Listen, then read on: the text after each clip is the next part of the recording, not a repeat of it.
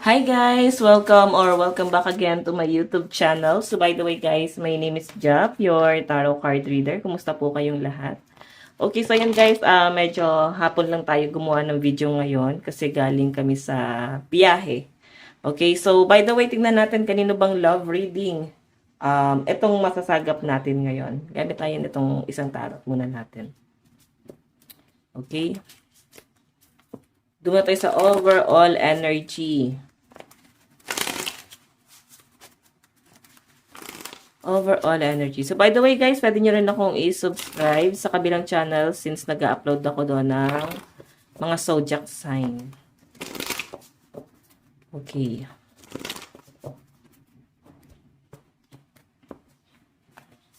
Kanina po itong love reading.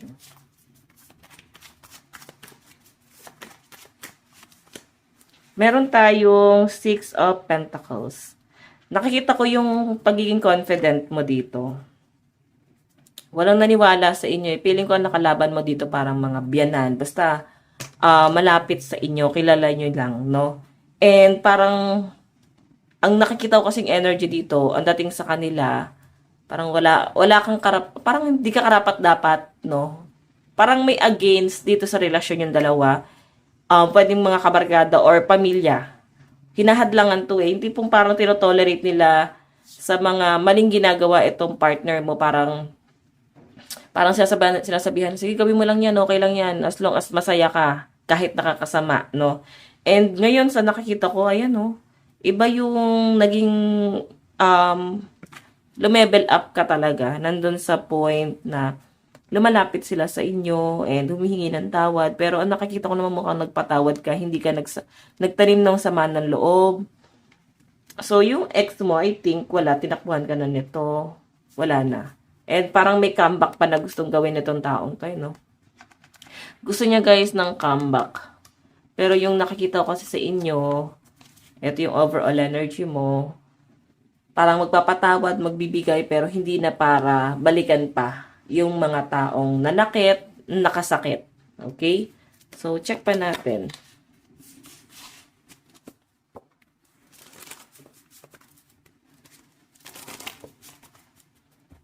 Okay. Kanina po itong love reading, additional message.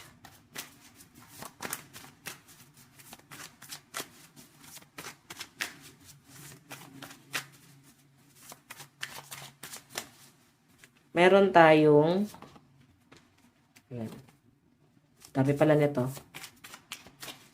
Meron tayong, ay na, may pamilya ka sa taong to. Okay?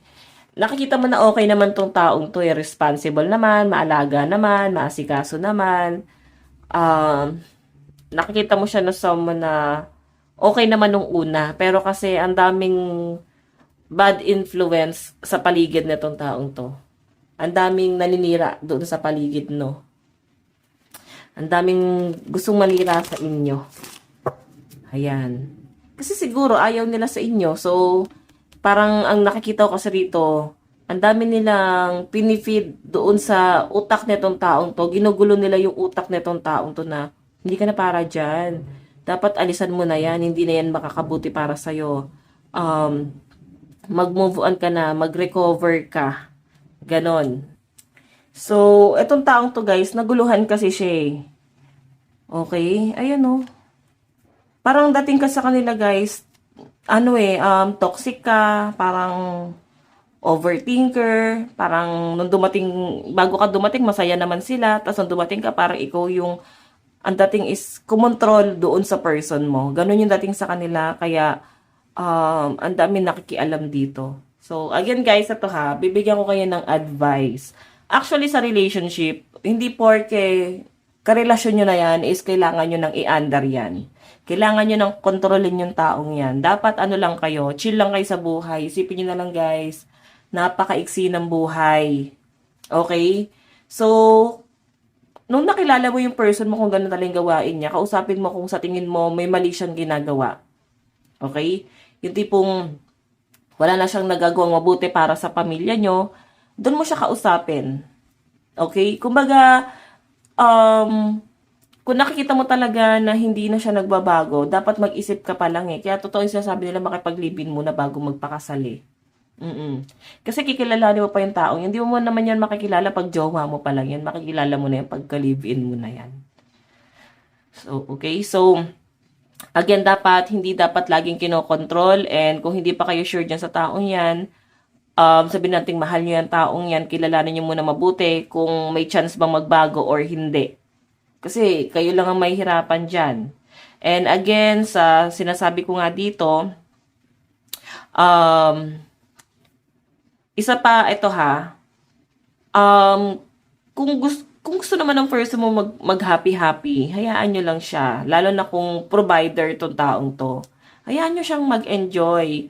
Hayaan nyo siyang explore yung buhay niya kasi nakaka-stress magtrabaho. Mas nakaka-stress pag nasa bahay ka lang. Same lang naman yan eh, nakaka-stress magtrabaho kasi sila yung lagi nag-iisip kung paano kumita doon sa pamilya. Paano niya bubuhayin yung pamilya niya kasi siya ngayon gumagawa ng pera eh para sa pamilya. 'Di ba? So ngayon ikaw ang iisipin mo since nasa bahay ka, parang i-secure yung inyong financial. Kung may balance naman, kung kaya naman, 'di ba? Alam nyo na yan. Huwag nyo masyadong kukontrolin. Hayaan nyo lang mag-enjoy. Kung mali na yung ginagawa, doon lang kayo guys umaksyon. Kung hindi naman guys kung hindi naman mali, sakto lang, ginagawa niya lang to para maging masaya. Hayaan nyo lang, supportahan nyo lang naman. Lalo na kung minsan lang naman yan, di ba?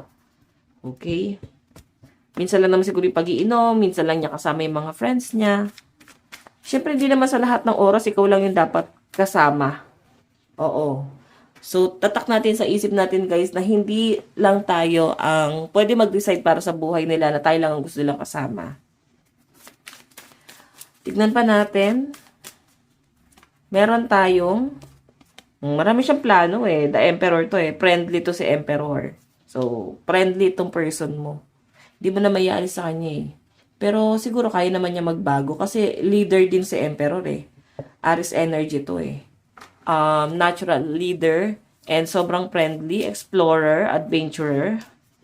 So, ang hirap nun pagka masyadong adventurous yung person mo. Kailangan mong sumabay. Okay, ano ba yung mga nakakasabay sa mga fire sign? Di ba mga air sign? Aquarius, Gemini, Libra, especially mga Gemini. Kasi go with the flow lang yung mga yan. Oo, saka kapwa nila Sagittarius. Pero suko kayo guys sa Sag, mas ano yan, Dora yung mga yan. Mas galayang mga yan. Tingnan pa natin additional message. Meron tayong, the world, moving on. Pero sa nakikita ko guys, baka nagkaroon ng separation dito. Kasi mukhang ano ka na eh, naka-recover ka na, naka-move on ka na, parang okay na yon, wala nang mali. And nakikita ko guys, mukhang nakikipag-ayos sa'yo tong taong to. Nasa inyo naman yan kung babalikan mo, kung pipiliin yung mag-ayos pa kayo. Lalo na guys, kung itong separation na nangyari sa inyo is kailan lang naman to, no? Hindi naman guys, matagal yung paghihiwalay nyo, hindi pa naman siguro umabot ng taon. So, hayan. Check pa natin. Kaya pa namang ayusin yan. Pero kung kayo, pagod na kayo sa taong to, may mga tao kasing matagal mag-detach. May mga tao naman na kaya nila, ang galing nga eh, paano nila nagagawa yun? Parang kaya nila magpalit agad. Na parang hindi sila nasasaktan.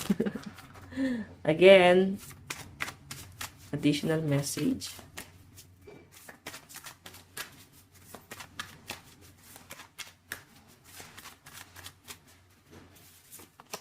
Meron tayong 8 of Swords. Takto, oh.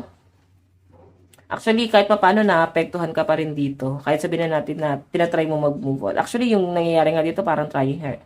Trying hard ka lang sa pag-move on eh. Oh, kasi mas malinaw yung pinapakita sa akin dito na pag nag-iisa ka lang, naalala mo pa rin yung mga past memory nyo, nahihirapan ka pa rin. Parang kahit masalimuot yung dinanas mo sa taong to,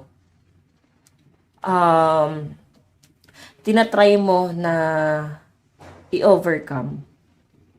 Oo. Pinapakita mo sa ibang tao na strong ka. Pinapakita mo sa mga tao na hindi ka naman na nasasaktan, hindi ka naman na-affected. Pero stuck ka pa rin dito. Okay? And hindi ka madamot, no? Mapagbigay ka pa nga eh. Tignan mo, kung wala ka ng pakisad sa person mo, bakit yung mga tao sa circle niya, guys, is connected pa rin sa inyo. Ayan mo. Kasi attached pa rin siya sa inyo. And ikaw, parang attached ka pa rin. So, I think nasa pag-uusap pa rin to, since willing naman makipag-ayos pa tong taong to. Friendly lang talaga siya. So, tanggapin nyo na, guys, na hindi nyo na mababago yun. Check pa natin. Additional message. Meron tayong the sun.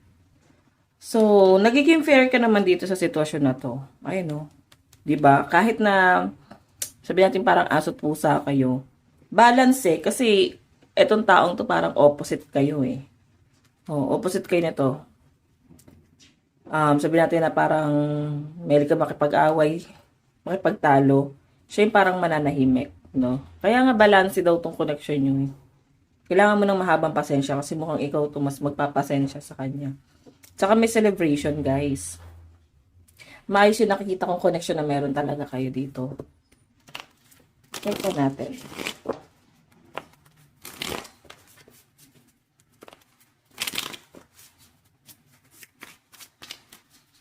Additional message. Meron tayong 10 of Wands. Okay. Kaya parang nahihirapan ka na.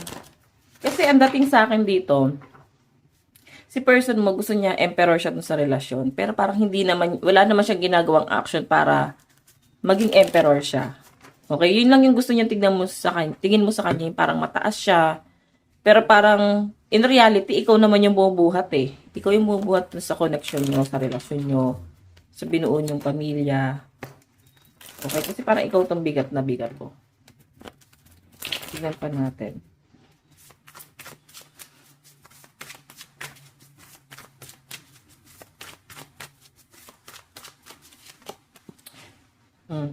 Four of Cups.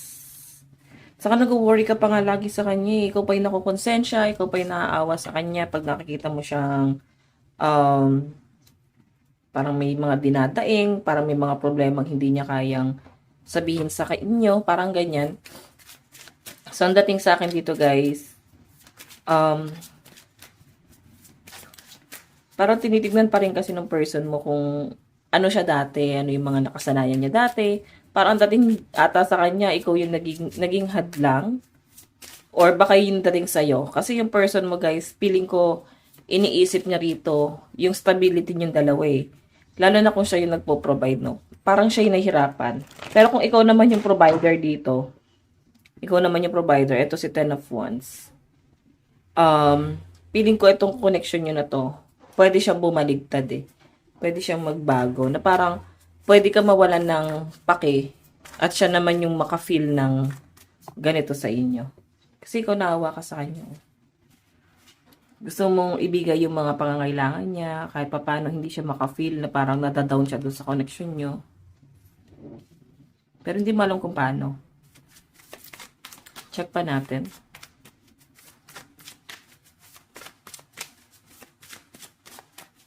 Meron tayong Ace of Swords. Realization, pero Ace naman to. So, maganda yung nakikita ko dito. Parang, okay din na magkaroon ng separation sa inyo ng person mo. Maayos din naman yung nakikita ko dito. Okay?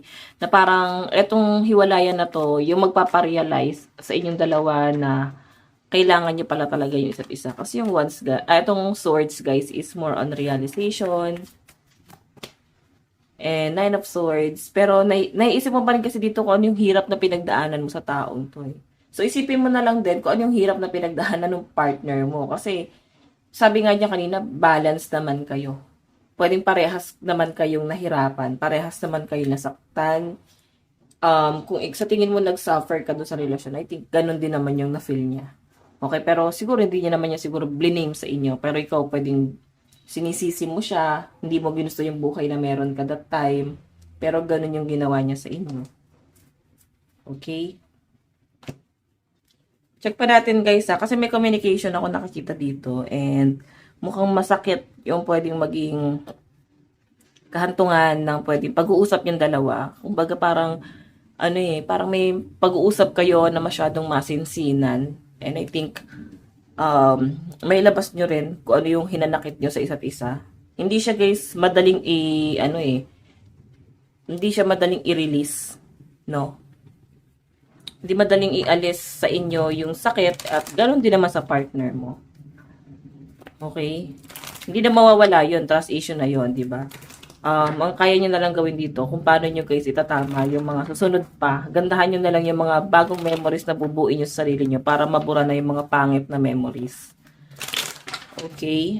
So again, check pa natin additional message. Meron tayong Six of Swords. Inisip mo kasi dito guys, parang masakit kasi yung parang masakit yung ginawa niya Masakit yung mga nangyari. Lalo na kung nung pagsasama nyo nun, parang nahirapan ka, parang takot ka nang bumalik doon. Pagod ka na or natatakot ka nang maulit-ulit yon. Ayan. Meron tayong Queen of Pentacles.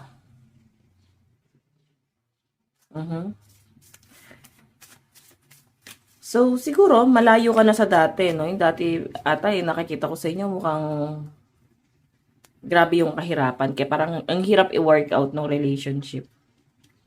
Kasi parang mag-isa lang yung nagkatrabaho. Kailangan talaga magkatuwang. So, yung energy kasi guys is Queen of Pentacles. I think, pwede ka nang makatulong kay person.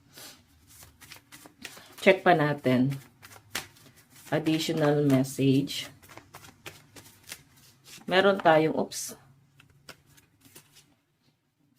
meron tayong Six of Wands. Saka parang ang dami nag-a-admire na rin sa inyo Pero parang kahit ang dami na nila, parang babalik at babalik ka pa rin sa person mo. The lovers mo. Okay. Sagittarius energy to. Kahit sabihin nyo na parang ayaw nyo na, pagod na kayo dito. Pero it's your choice pa rin naman. Okay, the High Priestess, ang kailangan nyong iwasan dito is yung pag-overthink. Yung mga negative, no? Ialis nyo na sa sistema nyo. Baka hindi na yun nakakatulong. Okay, negative energy yun Yung masyadong nag-overthink kasi nag-worry kayo Isipin nyo na lang guys, napakaigsi ng buhay. Tapos, parang puro problema lang yung iisipin nyo ng partner mo. Diba dapat ine-enjoy nyo na lang? So, pagka ganyan puro problema na lang yung iniisip nyo, baka hindi na talaga kayo para sa isa't isa. Kasi, kung satisfy kayo sa isa't isa, kahit may problema, may masaya pa rin naman. Hindi kasi yan lagi guys, puro masaya. Hindi rin naman puro problema dapat. Dapat balanse pa rin kayo. Okay? So, again, tignan natin yung energy ng partner mo Tayo sa energy ni person.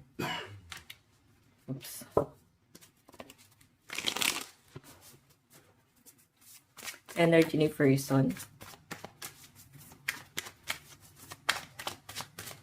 Meron tayong Three of Swords. Ayan. So, I think nakagawa ng pagkakamali sa inyo tong taon to. Baka nagkaroon ng third party. Okay, kasi Three of Swords to Aware siya na nasaktan ka niya. Alam niya na nahirapan ka. Hindi madali sa'yo yung makaalis. No? At alam niya yon, no? Kahit isipin niya dito, paano kaya i-overcome to sa kanya? Parang ganun.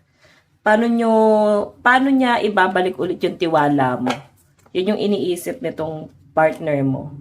Kung paano siya makakabawi sa inyo. So, check pa natin guys kasi may energy ng sudden change dito.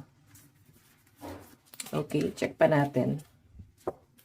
Additional message.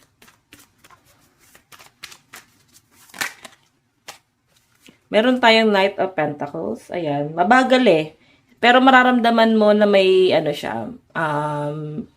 may effort na gagawin itong taong to. Again, yung nakikita ko sa dito guys, hindi mo masyado mararamdaman to kasi noon pa man din talaga nag-e-effort na siya. Hindi mo lang nararamdaman kung ano yung pagbabago nangyayari sa kanya rito, no? Kasi parang wala namang, parang wala namang pagbabago doon sa effort na ginagawa niya. Kasi nasanay ka naman na din talaga na nag-e-effort naman na siya before. So, ano ba yung kailangan? I-upgrade ba niya dapat? Pero ito, pwedeng maayos pa to eh. Kailangan nyo lang ng usap. Meron tayong, ayan, death. Ending and new beginning to guys ha. So, kung may matatapos dito sa relasyon nyo na to, pwedeng may pag-aayos naman. Matatapos siya pero may new beginning naman. And maganda yung nakikita kong outcome dito. Again, si person mo, yung nararamdaman niya sa inyo dito. Kasi death, kung may natapos sa inyo, ramdam niya na pwedeng maayos pa to. Oo. Then, kung makita nyo Knight of Pentacles, mag-e-effort naman siya. Mararamdaman niya na unti-unti na siya bumabawi ngayon pa lang. Okay? So, check natin ha. Ano naman yung tingin sa inyo ng partner mo? Ano yung tingin ng partner mo sa'yo? Meron tayong Page of Swords. Ano ka, parang dating sa kanya rito, hindi mo alam yung mga sinasabi mo. Like, bigla-bigla mo na lang yung sasabihin sa kanya, hindi mo iniisip kung makakasakit ka. Yung iniisip kung ano yung magiging impact nun sa taong yun. Kasi si Page of Swords, ano to, diba, realization. Pero since Page yan, sabihin medyo insensitive ka. Masakit ka ba magsalita? Paano ka ba niya nakikita? Four of Wands, mahilig ka sa kasiyahan. Masaya ka naman daw kasama at nag-e-enjoy rin naman daw siya sa inyo. Ayan. Check pa natin. Additional message.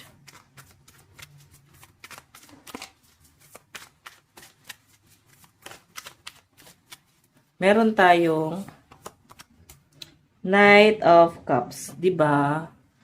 Namimiss niyo yung pagiging sweet, jolly, yung pagiging isip bata nyo, guys. Ang cute sa paningin niya. Okay? So, kung paano ka nakikita ng person mo, masiyahin ka namang tao. At saka, since Page of Swords to, parang normal na sa inyo yung prangke. Kasi transparent ka, wala kang itatago. Parang, ito na ako eh, hindi ko na to para baguhin pa. Ang hirap naman para sa side mo, pero alam mong kontrolin. Okay? And nakikita kanya na someone na sweet eh. Gustong-gusto niya yon, yung pagiging sweet mo, yung parang bata na naglalambing. Ayan. So, ano yung magiging effort ng person mo dito sa relasyon mo? Ano yung magiging action niya kung sakali, no? Kung meron kang inaantay. Okay. So, strength kasi guys is, ano to eh, parang magkakaayos pa rin to. Mataas yung chance na nakikita ko na maayos nyo to. Meron tayong Knight of Wands. Dragon ka kasi. Diba? Iba ka magalit eh. Pero mukhang harapin ka na nitong taong to. Okay, parang this time di na siya matatakot na harapin ka. Or sabihin sa inyo. Nakikita ko naman parang makikipagbali ka naman talaga. Again, meron tayong The High Priestess. Ayan, The High Priestess. So, lagi ka lang pinapakiramdaman nitong taong to. Pag magtatalo kayo, mas nakikita ko na ayaw niyang pumatol talaga. Pero minsan, may pagpatol din naman. Natututo na siguro lumaban sa inyo, guys. Tignan natin yung message niya sa inyo. Malakas yung energy ng Leo, ha? Leo, fire sign eh. Aries, Leo, Sagittarius. Okay, water sign, Cancer, Pisces, Scorpio. Tapos kanina puro swords, no? Earth sign, Aquarius, Gemini, Libra. Again, ano yung message niya sa inyo? Meron tayong, my life is not as together as it seems. Okay. I'm starting to understand our connection. Ayan, no? Actually, ganun na nga eh. Sa High Priestess, pinapakiramdaman ka niya. So, pwedeng inuunawa na niya talaga yung tantrums mo. Kumbaga, ito talaga siya. So, pagka may topak to, di na lang sasabay. Parang ganon yung dating sa kanya. Okay. Meron tayong you and I were too young. Pwedeng, masyado pa kayong bata talaga. Kaya, itong relasyon na to is napaka-immature. Okay, immature pa itong relationship nyo. Parang, ang bilis sumuko lang. Hindi pa naman siguro ganun kabigat yung pinagdaanan or ano man yung naging problema. I am not available. So, di niya guys ino-offer yung sarili niya sa kahit na sino kasi gusto niya talagang maayos pa rin kayo. Okay, ito tayo sa energy mo. Ano yung nararamdaman mo? Okay. Nararamdaman mo sa person mo. Meron tayong 12 cups. Okay din naman siya, no? Lalo na parang business-minded tong tao to. So, yun yung gusto mo, madiskarte, wise sa tong taong to. Meron tayong, di ba, ikaw mismo alam mo sa sarili mo na pwedeng maayos niya pa to. Kasi, death na to eh. Pwede niyo na kalimutan ko ano man yung mga bad memories, no? Para mas mag-work to. Meron tayong the lovers. Ayan. Nagkaayos na ba kayo? Kasi mukhang lovers pa rin to eh. Pwedeng ganun pa rin yung tingin mo sa kanya. Lovers mo pa rin siya kahit na anong mangyari. So, check naman natin guys. Ano yung dapat mong gawin? Maganda pa rin yung nakikita ko eh. So, wala kang masyadong maling nakikita pa sa kanya ngayon dito. Kahit na ganun yung mga naging eksena sa inyo. Sobrang na-appreciate mo pa rin tong taon to. Okay. Check natin.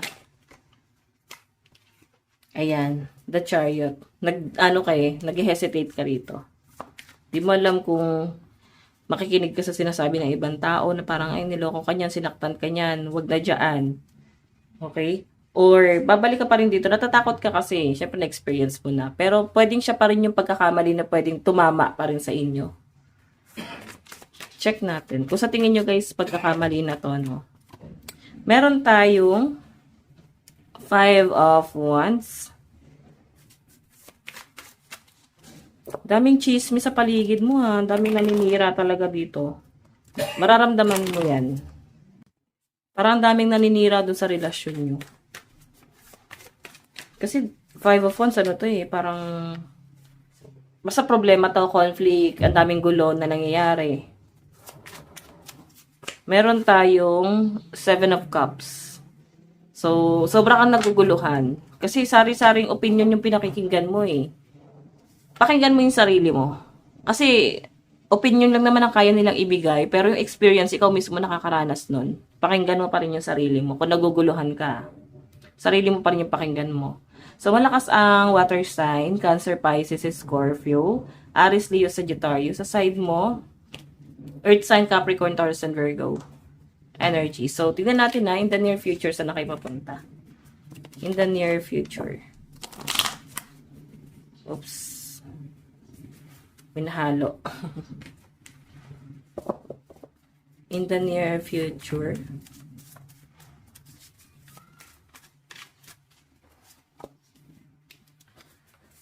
Seven of Pentacles. Ito guys, i-workout talaga to.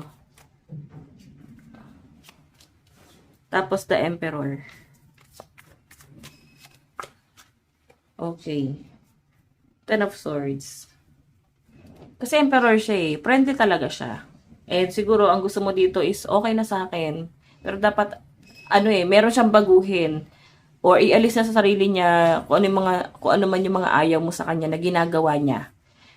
Yun yung mga iniisip mo siguro dito eh. Na parang, unless magbago siya or ibigay niya assurance na gusto mo, bakit hindi? Okay, Aries, Leo, Sagittarius to. Capricorn, Taurus, Virgo, Air sign, Aquarius, Gemini, Libra. So, hayan guys. Ito lang naman po ang inyong daily love reading. Again, bukas ulit. God bless and love you all. Bye-bye po.